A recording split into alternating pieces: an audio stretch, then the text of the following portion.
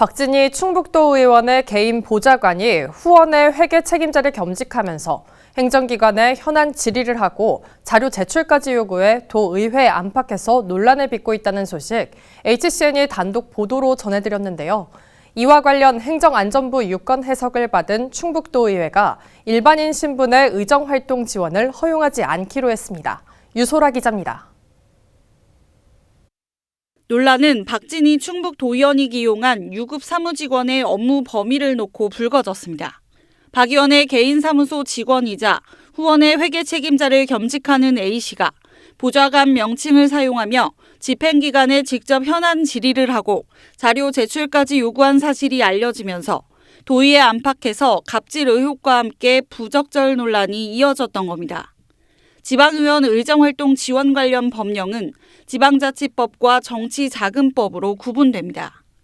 우선 지방자치법을 근거로 의회에 지방공무원 신분의 정책지원관과 전문위원, 사무직원 등을 둘 수 있습니다. 이들의 역할은 의회 의결사항과 관련된 의정활동, 서류 제출 요구와 자료 취합, 분석 지원, 행정사무감사와 조사 지원 등으로 명시돼 있습니다.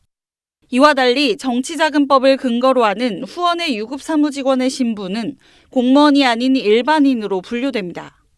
역할은 정치자금의 수입과 지출에 대한 회계 책임자 등으로 규정하고 있습니다.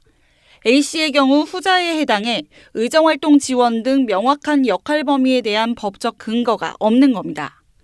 그럼에도 박 의원은 개인 SNS 등을 통해 지방의원의 평등권 실현이라는 정치자금법 개정 취지를 이유로 자신의 보좌관 채용뿐만 아니라 회계 책임자의 활동 범위가 규정에 어긋나지 않는다고 주장해왔습니다.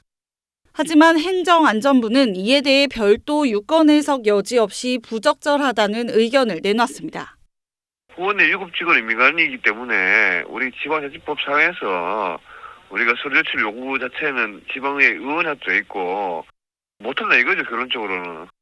국회의원의 경우에도 국회의원 보좌 직원과 수당 등에 관한 법률을 근거로 별정직 공무원으로 보좌관과 보좌 직원을 둘 수 있는데 후원의 유급 사무직원은 정치자금법으로 분리해 규정하고 있다는 설명입니다. 도의회 사무처는 이 같은 행안부 회신 내용을 근거로 A씨의 의정활동 지원 권한을 불허하기로 하고 박 의원에게도 관련 내용을 고지했다고 밝혔습니다. 앞으로는 도의원이 후원회를 설립해 유급 사무직원을 두거나 개인 사무소에 보좌 업무를 수행하는 직원을 두더라도 이들이 행정기관에 대한 자료 요구와 질의 등의 권한은 행사할 수 없도록 의원총회에서 공지하기로 했습니다. 지방분권 시류를 타고 첫 발을 내디딘 지방의원 후원회 설립. 모호한 규정으로 혼선이 적지 않은 만큼 명확한 시행 방안 마련이 필요해 보입니다. HCN 뉴스 유소라입니다. 핫 컨텐츠 앤 뉴스 HCN